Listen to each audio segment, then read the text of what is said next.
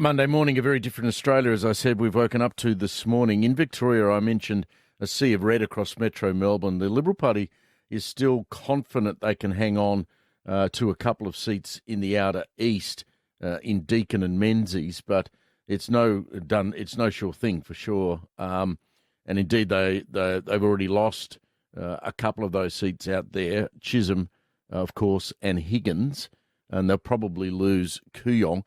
I'll speak in just a second to Bill Lang, Small Business Australia, but the man in the hot seat now in Australia is the new Treasurer, Jim Chalmers. He inherits one of the most difficult jobs in the country, if not the most difficult. He's got a recession looming. He's got cost of living going through the roof, petrol excise to come off and petrol prices to go up, and a Reserve Bank that's about to jack up interest rate time after time after time. Here's a bit of what he said on Breakfast TV this morning. Well, I think you're right, Pete, in the sense that this is probably the trickiest set of economic conditions that a new government, a new Treasurer has inherited. We've got inflation, which is going through the roof, real wages, the worst outcomes in more than 20 years, and we do have that $1 trillion in debt and not enough to show for it. So the work that we've begun already is to go through the budget line by line. We will be having an audit of the former government's rorts and waste and economic mismanagement.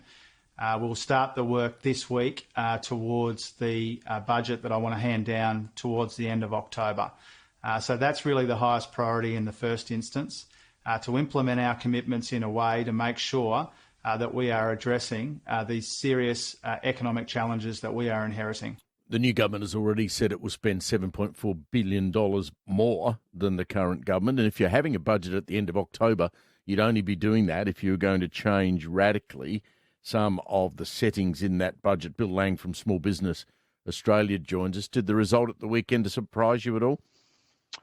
G'day, Steve. Look, not really. I think the quality of polling's improved since the last federal election. It looks like the results right where, the polls ended up. I think, as we talk to business owners all around the country, the vibe was that there was going to be a change of government, and that's what we've got. The incoming Treasurer speaking there, clearly he's got a massive job in front of him. But, I mean, if he's going to have a budget in October, he's having it for a reason, and that means that there are going to be some changes to settings. What do you fear might happen in that budget?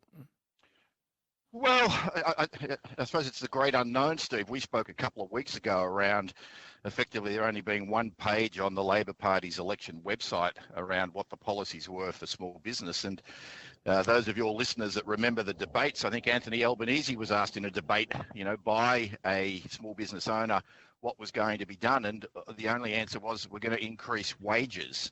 And that will help small businesses across the country.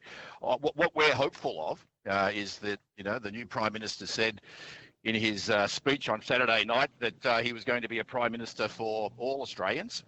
There's more than 5 million people, that rely upon successful small businesses for their financial livelihood. And we welcome the opportunity to sit down and help the government, the new government, get an understanding of exactly what impacts the ability of small business families to have sustainable businesses, so that as the new Treasurer starts drawing up whatever that new budget is, they've actually got some understanding around how things work out here for small business families, and that they make, hopefully more sensible and measured decisions. Fair Work is sitting at the moment on the minimum wage and an increase that they may or may not have. The Prime Minister incoming has already said he would like to see that at 5.1%, then made the comment that that's only $1 an hour.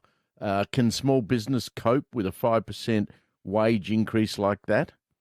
Well, not across the board, Steve. And this is where, the soundbite is around increasing it, but there's a couple of 100,000 people that are on that very basic wage. And I don't think there's any question that those couple of 100,000 people having some more money in their pocket and assuming the businesses can afford it would be a good thing for everybody. But there's another couple of million people that when that basic wage goes up, they're on this complicated award system. They all get pay rises as well. So it's not just the 200,000, it's a couple of million. And with Fair Work, the so-called Fair Work Australia, we have the most complicated industrial relations award system of any country in the world.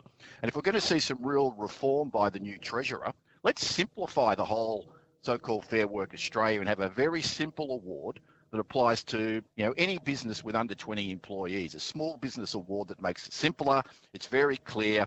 None of this carry on about wage theft, some of which happens because the employers can't actually work out what is the appropriate award. Let's make things simpler. Things will be fairer. And those of us out here in small business can keep focused on our customers and our employees and keeping going.